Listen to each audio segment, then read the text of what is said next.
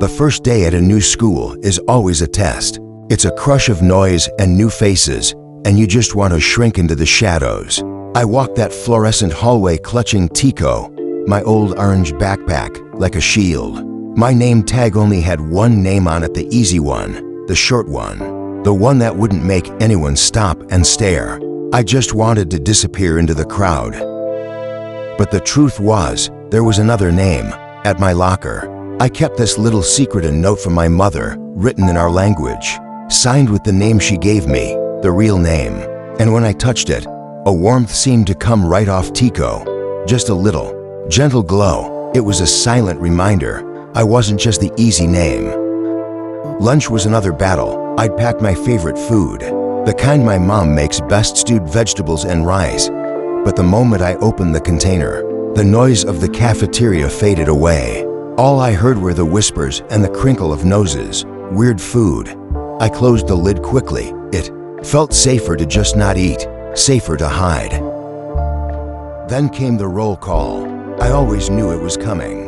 The teacher paused, fumbling, and then mispronounced my name, turning the music of it into something flat and strange. I hesitated for just a second, a moment where I could have corrected her, told everyone the beautiful sound of it. Instead, I just nodded. Tiko felt heavy on my back, and I could swear a faint light was struggling to get out, worried for me. Later, on the empty playground, the setting sun was all the company I had. I pulled Tiko closer and whispered my true name, the sound of my mother's home, out into the wind. Tiko hummed back, just a soft, low vibration, like a friend listening to a secret you can only trust them with. It was the only place where both my names felt safe. The music teacher wrote Cultural Song Friday on the board. Everyone started talking about pop stars and trending songs, and I just looked away. My culture, my music, felt like a world away from what they expected. It felt like another test I was going to fail, another way I didn't belong. That evening, the soft, familiar melody of my mother humming in the kitchen was a comfort, but also a challenge. I stared at the blank music sheet, the cultural song I was supposed to choose. The world outside was cold and blue, but in my room, Tiko sat on my bed, glowing just enough to remind me that part of me was still warm. I unzipped Tiko to pack my books, and the zipper seemed to glide open by itself. And that's when I saw it. A pocket I didn't remember, hidden inside. It wasn't just reflecting light.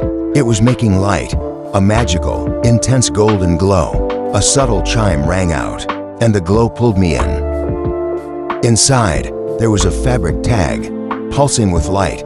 But this wasn't just any tag.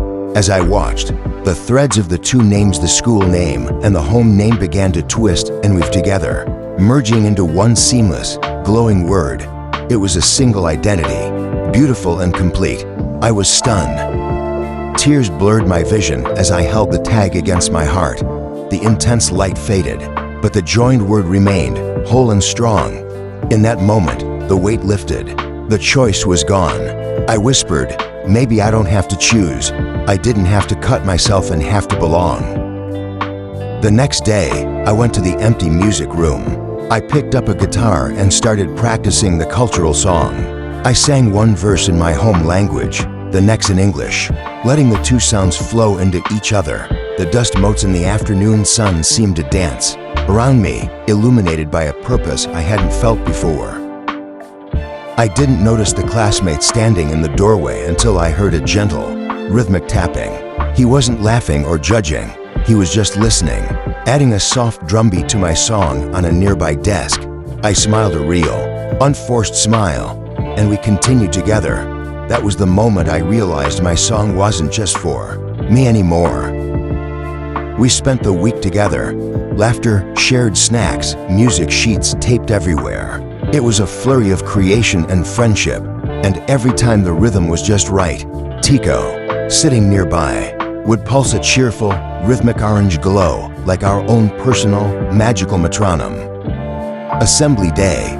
Backstage, the audience was a shadowy, murmuring sea. My hands were shaking. All the old fears came rushing back. What if they laugh? What if they don't get it?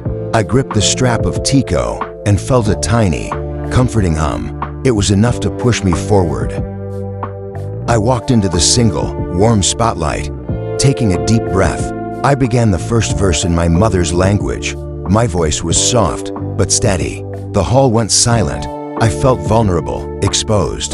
But with every syllable, a quiet strength was building inside me. Then I lifted my chin. I didn't skip a beat, the song just flowed, a single, smooth melody that transitioned right into English. It wasn't a choice, it was a blend, a harmony. The light on my face shifted, joining gold and white. I saw the stunned, then captivated, expressions in the audience.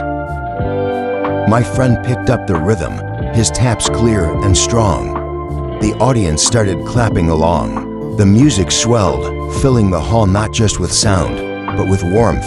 And Tiko, sitting right there by the mic, glowed brilliant orange, a beacon reflecting off every happy face. Silence, then an explosion of applause. It wasn't pity or politeness, it was real. Teachers were smiling. I took a deep bow, clutching the orange backpack that held my whole self. It was a feeling of pure, unadulterated pride. The next day, everything was different. I opened my cultural lunch, and this time, my friends weren't wrinkling their noses. They were leaning in, curious. One of them even traded me a slice of pizza. I wasn't weird anymore. I was just me. Back in class, I opened my notebook, and this time, I wrote both my names side by side. On the cover, I knew now that they weren't separate paths. They were just different parts of the same road. Inside, the magic tag on Tiko gave one final, faint glow, the threads of my names, forever intertwined.